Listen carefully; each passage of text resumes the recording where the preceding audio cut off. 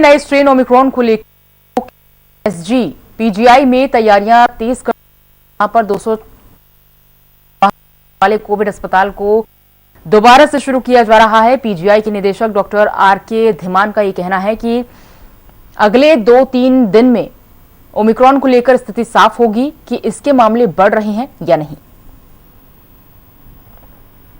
2020-2021 दोनों ही साल कोविड-19 के घेराव में रहे। ऐसे में 2019 में जो कोविड की दूसरी लहर आई वो काफी घातक रही, लेकिन साल के जाते जाते कोरोना का एक और वेरिएंट सामने आता है, ओमिक्रॉन वेरिएंट।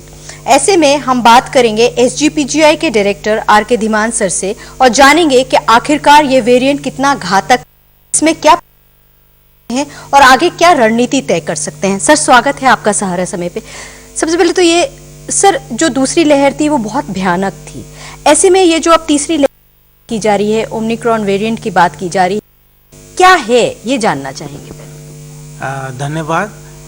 ओमिक्रॉन जो वेरिएंट आया है इसको हम 3 तरीके से जांच सकते हैं। एक तो ये है ये डेल्टा वायरस से ज़्यादा फैलता है, इसका आंसर है यस, 3 से 5 गुना लगभग ज़्यादा तेज़ी से फैलता है। दूसरा ये है कि यह क्या डेल्टा वेरिएंट से ज़्यादा घातक है, मैं कहूँगा नहीं, उससे ज़्यादा घातक नहीं है, उससे काफ़ी कम घातक है। जैसे हम क्या एक्सपेक्ट, जैसे हम ये एक्सपेक्ट करते हैं कि एडमिशन्स कम होंगे, सीवियरिटी ऑफ डिजीज़ कम होगी, जितने ज़्यादा पहले वेंटिलेटर पे जाते थे डेल्टा वायरस में वो कम जाएंगे और डेथ्स भी कम होगी। तीसरी चीज़ हम ये देखते हैं कि क्या ये जो आजकल हैं इफेक्टिव होंगी, तो उसका आंसर भी है कि यस, इस पर ये इफेक्टिव होंगी। इसी वजह से आजकल ये कहा जाता है मैडम कि बूस्टर डोज भी इसमें हेल्पफुल हो सकती है। बिल्कुल सर, अब 15 साल के बच्चों को डोज लगने की बात कही गई है क्योंकि पेरेंट्स में बहुत ज्यादा डर था, स्कूल कॉलेज शुरू हो गए हैं। ऐसे में क्या कहना चाहेंगे, क्या वो होगी? और प्लस जो 60 साल लोग के ऊपर जो लोग हैं उनको 10 जनवरी डोज लगेगी, उस पर क्या?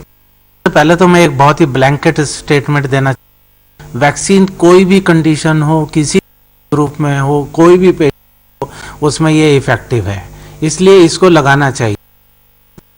ये इस क्वेश्चन पे आऊँगा, क्या ये बच्चों में भी इफेक्टिव, बच्चों में भी इफेक्टिव होगी और काफ़ी इफेक्टिव होगी। लेकिन मैं एक बात बताना चाहूँगा कि बच्चों में जो इलनेस, सारी इलनेस देखते हैं वो माइल्ड ही होती हैं, पता भी नहीं चलता है कब आई और कब चली गई। ओमिक्रॉन का भी मेरे हिसाब में ऐसा ही बच्चों में रहेगा, कम सीवियर इलनेस होगी और एक लेके चले जाएगी। लेकिन जो स्टेप लिया है गवर्नमेंट ने 15 से 18 साल में जो वैक्सीन करने का, क्योंकि ये बच्चों में आते हैं और ना ही ये एडल्ट में आते हैं, तो इसमें मेरे हिसाब से वैक्सीन जो है कारगर साबित होगी। दूसरा ग्रुप आपने बात करी है 60 साल के ऊपर के लिए। 60 साल के ऊपर वाले कम से कम जिनको कोमोर्बिड कंडीशंस हैं, जैसे हाइपरटेंशन है, डायबिटीज़ है, लीवर की बीमारी है, फेफड़ों की बीमारी है, तो उसमें जो है कोई भी डिजीज़ है, चाहे वो कॉमन कोल्ड ही क्यों ना हो, वो भी सीवियर होता है। और यहाँ पे तो हम बात कर रहे हैं कोरोना वायरस के वेरिएंट की, ओमिक्रॉन की, और उससे भी जो है सीवियर डिजीज़ होने के चांसेस इस ग्रुप में ज़्यादा होंगे, तो ऐसे ग्रुप में भी वैक्सीन देना बहुत ही उचित प्रतीत होता है। बिल्कुल सर, मुख्यमंत्री योगी आदित्यनाथ जी ने एक टीम बनाई है जिसमें सारे के सारे डॉक्टर्स हैं पूरे ऑल ओवर इंडिया और यूपी के भी बड़े बड़े प्रतिष्ठित, उसमें आपका भी नाम शामिल है। सर, तो किस तरीके की एडवाइस आप देते हैं, क्योंकि कहीं ना कहीं लोगों में भय फिर से आ गया, क्योंकि देखिए साल फिर से उतना ही प्रभावी तौर, अभी हालांकि लखनऊ से नहीं आए, लेकिन उत्तर प्रदेश में मथुरा, आगरा, क्योंकि बेल्ट है कि पिछले साल जो है गवर्नमेंट ने एक एडवाइजरी बोर्ड बनाया था जिसके चेयरपर्सन मैं हूं, और हम समय पर जो है गवर्नमेंट को सलाह देते रहते हैं, बारे में दे चुके हैं। मुख्य जो हमने लोगों ने कही गई हैं वो है कि हमें जो कोविड अप्रोप्रिएट बिहेवियर का ध्यान रखना चाहिए, यानी कि मास्क हमेशा लगाना चाहिए, डिस्टेंस मेंटेन करनी चाहिए और हैंड सैनिटाइजेशन होना चाहिए। और इसके साथ साथ में हमने ये भी कहा है कि जो कोविड अप्रोप्रिएट बिहेवियर, ये तो पर्सनल लेवल पे है, एक सोसाइटी लेवल पे कहते हैं कि बहुत ज़्यादा संख्या में लोग एकत्रित ना हो, उनकी संख्या नियमित हो, जैसे अभी गवर्नमेंट ने कहा 50% जो है रेस्टोरेंट की वगैरह की होना चाहिए। तो ये सारी चीज़ें जो हैं हमने कही, और इसके साथ में हमने कहा है कि वैक्सीन जो है इम्पोर्टेंट चीज़ है, और पहले ही हमारा उत्तर प्रदेश नंबर 1 स्थान पे इंडिया में, और इसको और आवश्यकता है। जितने जो हैं व्यक्तियों को, बच्चों को या एल्डरली पॉपुलेशन को कवर कर सकेंगे, वो हमारे लिए बहुत ही वरदान सिद्ध होगी इस एपिडेमिक को फर्दर रोकने की। सर, एसजीपीजीआई ने क्या तैयारियां करी हैं? क्योंकि सबसे ज्यादा ये मरीजों का फ्लो तो है ही, बेड्स मिलने की सबसे ज्यादा शिकायत लोगों को होती है, क्योंकि लोग दूर से आते हैं और वो खाली लौटते हैं। ऐसे में जब ये प्रभावी हो जाए, कैसे केसेस आने लगे हैं, भले ही वो ना हो, ओमिक्रॉन ना हो, डेल्टा वेरिएंट ही हो, उसको डील करने के लिए क्या तैयारियां हैं? यही कहा कि संजय गांधी एकदम से भीड़ उमड़ पड़ती है। उसका रीजन सबसे बड़ा ये है कि एक लेवल सेंटर है, यहाँ पे जो एडवांस जो है, चाहे वो वेंटिलेटरी सपोर्ट हो या डायलिसिस हो, वो सारी अवेलेबल है। यानी कि अंडर वन रूफ अगर एक कोविड पेशेंट आ जाता है, चाहे वो लीवर का पेशेंट हो, किडनी की भी प्रॉब्लम हो, हार्ट की हो, वो सारी मिल जाती हैं। और हमारे जो ट्रीटमेंट हमने देखा है वो अनुसार होता है और उसके आउटकम भी बहुत अच्छे हैं। तो इसी के लिए अभी हम फिर से वैसी ही तैयारी करेंगे जो डेल्टा वायरस के एपिडेमिक के दौरान करी थी, और इस बार भी बेहतर। हमारे यहाँ 2 हॉस्पिटल हैं जो कोरोना के हैं। एक है जिसमें कि 256 बेड हैं और दूसरे में 72 बेड हैं। कुल मिला के ये 328 बेड हो जाते हैं। इस बार हमने विशेषतया बच्चों के लिए 72 बेड का अलग से नियोनेटल आईसीयू और पीडियाट्रिक आईसीयू भी की व्यवस्था करी है। तो कहने का मतलब है हर सेक्शन, चाहे वो बच्चा हो, चाहे यंग पर्सन हो और बड़े हों, लेकिन सीवियर डिजीज हैं, वो सभी लोग यहाँ पर आते हैं।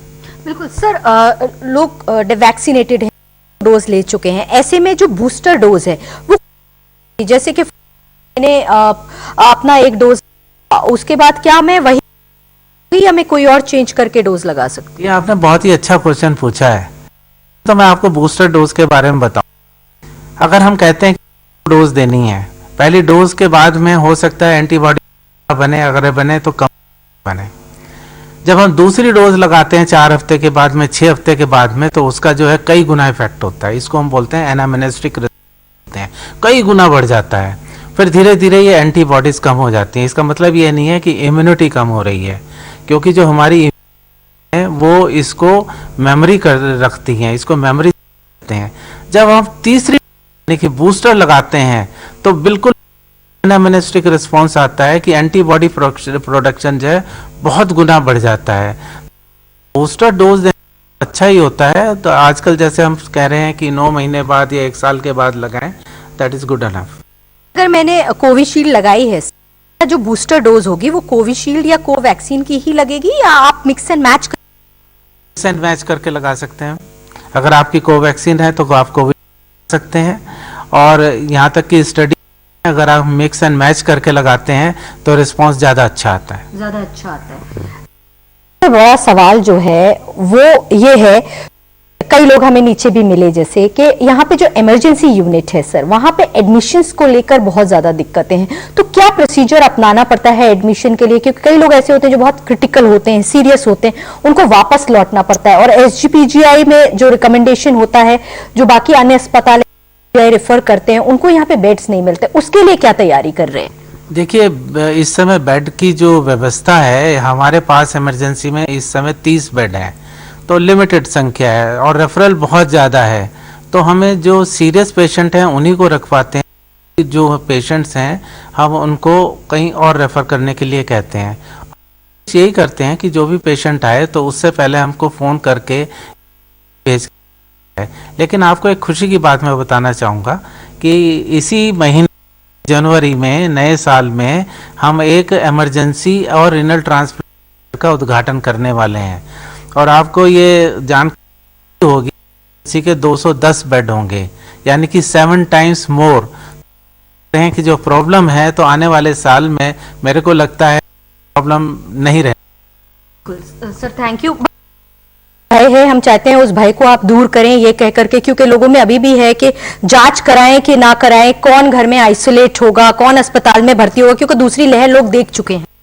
देखिए, जितनी जांच कराई जाए उतना ही अच्छा होता। मैं तो इसका हमेशा पक्षधर रहा हूं, क्योंकि आपको एक तो ये पता चलता है कि कौन कौन इन्फेक्टिव हैं, तो उनके ट्रेस कॉन्टैक्ट ट्रेस कर सकते हैं और समय पे उनका ट्रीटमेंट भी कर सकते हैं। ये जांच में तो आपको जब भी सिम्टम्स होते हैं, सिम्टम्स जो है बहुत माइल्ड होते हैं, इनडिस्टिंग्विशेबल हैं कोल्ड से, जैसे नज़ला, जुकाम, थोड़ा सा फीवर आ गया, खांसी आ गई, गले में खराश हो गई, यही सिम्टम्स हैं इसके बहुत ज़्यादा सीवियर।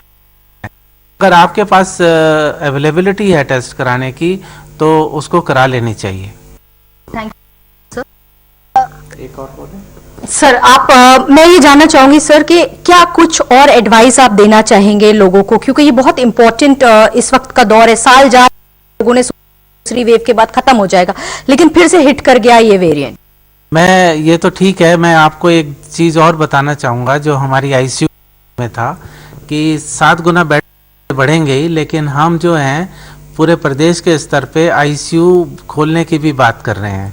हमने एक प्रोजेक्ट अब बना रहे हैं, उसको बोलते हैं टेली आईसीयू प्रोजेक्ट। इसमें हम 200 आईसीयू बेड करेंगे, जिसमें से 60 बेड तो हमारे एसजीपीजीआई में होंगे, 40 गोरखपुर मेडिकल कॉलेज में होंगे, 20 मेडिकल कॉलेज जैसे कि प्रयागराज, कानपुर, आगरा और मेरठ में होंगे। और स्पोक मॉडल पे काम करेगा ये आईसीयू, यानी कि हब हमारा एसजीपीजीआई होगा और स्पोक बाकी के मेडिकल कॉलेज होंगे। यानी कि अगर आप अंदाज़ा लगा सकते हैं कि हम हमारे आईसीयू में बैठ के मेरठ की आईसीयू में क्या हो रहा है, वहाँ पे कौन एडमिटेड है, उसको कौन सी दवाई है, वेंटिलेटरी सेटिंग्स क्या है, ये सारा कुछ कर सकते हैं हम। तो हम वहाँ पे सुपरवाइज करके, वहाँ के डॉक्टर्स को ट्रेन करके, पैरामेडिकल को ट्रेन करके, जो आईसीयू का जो आप बता रहे हैं कि प्रॉब्लम हमेशा रहती है, तो हम इसको प्रदेश के स्तर पे भी सुधारने की कोशिश कर रहे हैं। Thank you so much. लोगों को थी कि एसजीपीजीआई में इमरजेंसी में बेड्स नहीं मिलते, मरीजों का फ्लो ज्यादा है, बेड्स सीमित बेड्स हैं, लेकिन आप पीजीआई में नया यूनिट खुलेगा, बहुत जल्द बेड समस्या है वो दूर होगी। प्लस जो लोगों को ओमिक्रॉन वेरिएंट के एक डर है, आप अपनी आरटीपीसीआर जांच कराइए। जिन लोगों ने वैक्सीनेशन नहीं कराया वो अपने आप को वैक्सीनेट कराएं ताकि आप सुरक्षित हो सके। उम्मीद यही करते हैं कि ये साल जाते जाते वायरस भी खत्म हो जाएगा, हम सब से निजात मिल जाएगी। सहारा समय के लिए लखनऊ से रजनीश कुमार के साथ अलहमद।